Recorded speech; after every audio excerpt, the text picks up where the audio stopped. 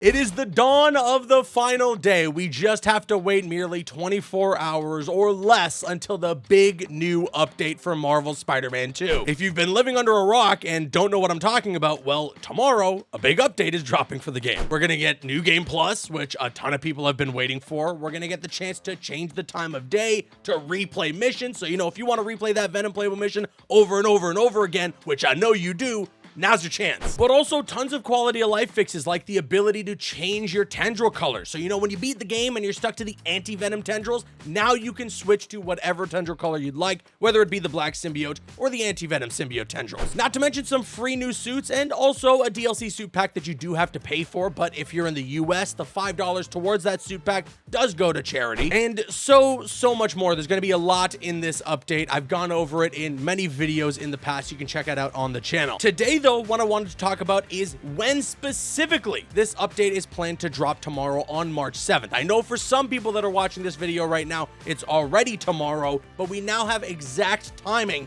of when this update is going to drop. We also have an interview with Yuri Lowenthal, the voice of Peter Parker's Spider-Man in the Marvel Spider-Man franchise, with Variety, and they asked him about the future of Peter Parker in this franchise. So Yuri kind of teases in this article about Marvel's Spider-Man 3. And then we also have Insomniac telling you to hit the thumbs up button. No, seriously, I'm not like doing a bit here. They actually told you to hit the like button. All right, let's start things off here with Variety. Their headline reads, Yuri Lowenthal unpacks Marvel's Spider-Man 2's ending and teases the return of a lovable himbo, Johnny, in Final Fantasy VII Rebirth. That's right, Yuri Lowenthal is a man of many voices, but I wanted to mainly focus on what he does for the Spider-Man games, of course, as the voice of Peter Parker. Variety asked the question here, at the end of Marvel's Spider-Man 2, there's an implication that Miles will take over the mantle as the primary Spidey, seemingly representing the end of Peter's journey. How did you feel recording those final scenes, and what do you think about what this means for Peter in future games? Yuri Lowenthal had a lot to say on this topic. He responded saying, there have been some comments recently that were picked up to infer that Peter's out and Miles is in. While I think that Peter would love to believe that he can just turn it off and not be Spider-Man anymore and live in a completely normal life, I don't think that's what's going to happen now. I don't know. I haven't read a script yet. They're probably still working on it, but I don't think that's the last we're going to see Peter. I think it's a cool place to leave it. It's a cool change for him. I think 100% he trusts Miles. Miles has really stepped up and he's like, oh, maybe I can get a little break. And I did get a vacation to Symkaria during the Miles game. Not much of a vacation, but at least MJ got to learn to ride a motorcycle, which is awesome. Variety also asked Yuri Lowenthal what his reaction was when MJ turns into Scream in the latter half of the game, and oh my god, that's such a cool moment. He responded saying, I thought, oh my god, what a great way to incorporate Scream and keep it in the spirit of the way Insomniac tells stories. And then as soon as I saw what it was going to look like, I was like, every single person who plays this is just going to stand up and their head's going to explode. They're just going to start screaming. It's a very accurate representation of what it was like when I went through that moment, but not nearly as much of a head explosion as when I first found out that we were going to be able to play as Venom. But nevertheless, going back to the previous question regarding whether or not Miles is stepping in now to be the main Spider-Man while Peter is kind of on the sideline taking a break, I knew from the start that this wasn't going to be permanent. And the people online that were freaking out, losing their minds over this, were obviously overreacting because there's going to be a Marvel Spider-Man 3 in which they're setting up that Green Goblin is going to be the main villain alongside the return of Doc Ock. And you're telling me that you genuinely thought in your heart of hearts that they were just going to say, yep,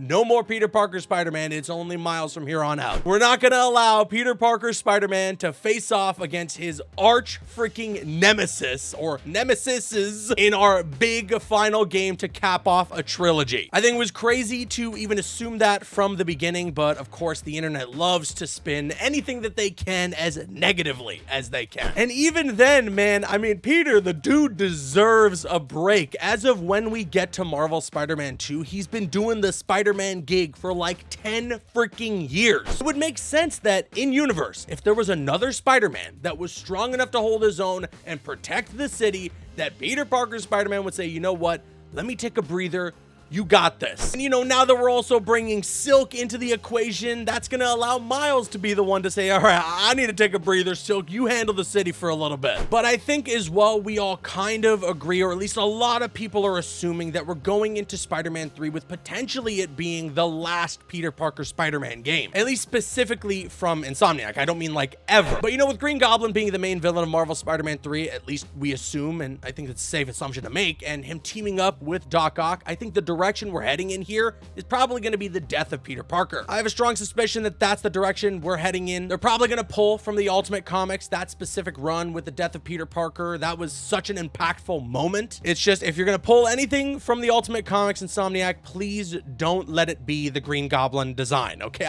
I want 616 Green Goblin. I want him on a glider. I want him wearing a funny suit with a goblin mask. I want him to be menacing, and I want him to throw pumpkin bombs at us, okay? I don't want him to be the Incredible Hulk. Nevertheless, though, Marvel Spider-Man 3, man, it is going to be huge. I mean, Spider-Man 2 was already massive for Insomniac. It's won a ton of awards. It was nominated for 7 awards at the Game Awards, and granted, you know, it didn't win any, but still, being nominated for 7 different categories, including Game of the Year, is such a huge achievement. It's gone on record that it's sold over 10 million copies. It's the fastest selling PlayStation exclusive ever, and the entire franchise now has sold a whopping 50 million copies total. It's to the point where Spider-Man 3 is probably going to be one of the most anticipated games ever. And I am very excited to see when we get there, which won't be for a long time, what Insomniac is going to do. But you know, we're still in the realm of Marvel Spider-Man 2. You know, we still got tons of more stuff coming to this game, again, with this update dropping tomorrow. And like I said, we now finally have confirmation as to the exact time that we can expect to be able to get our hands on all the content within this update. A couple of days ago, somebody was asking Aaron Jason Espinoza, who's the senior community manager working over at Insomniac Games, about when exactly we can expect the New Game Plus update to go live on March 7th. And originally, Aaron was saying that he was awaiting confirmation for him to be able to relay that information to us. And just yesterday,